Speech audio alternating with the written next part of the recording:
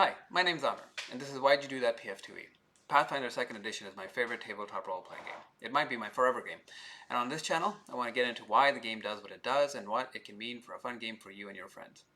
But I've been distracted over the past few months, partly with some other important personal projects that are on me to complete, but mostly because the ongoing genocide of the Palestinian people has left me feeling disturbed every time I try to enjoy my tabletop role-playing game hobby as a distraction. One of the most stark was on the 26th of May 2024, on the last full day of PaizoCon 2024. It was also the day that the State of Israel carried out airstrikes on tents of displaced Palestinians in Rafah, despite having designated the area as a safe zone in Gaza. I found myself watching fellow Paizo fans excitedly talking about the new things coming from Paizo on my Discord window, while on another watching scenes out of a nightmare.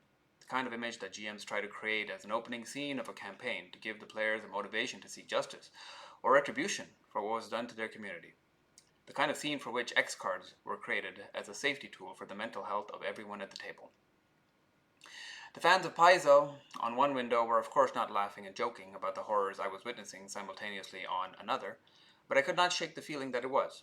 It was a deeply horrifying emotion to sit with. And in one very particular way, I was not wrong. And that is our act of ignoring the atrocities happening in the world around us is what enables them to continue.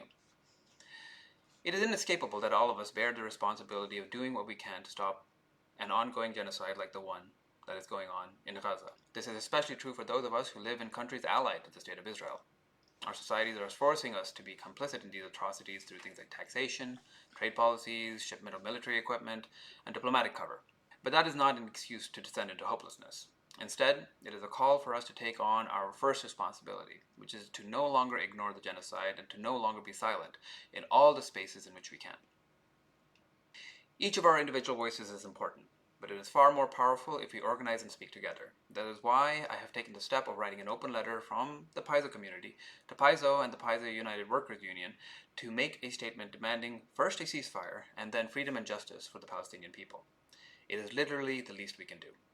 So my call to action now is not to like this video or to subscribe to the channel, but it is to share the video if you think it would be useful to someone else. But more importantly, read the open letter linked in the description and then follow the sign of instructions in the description as well.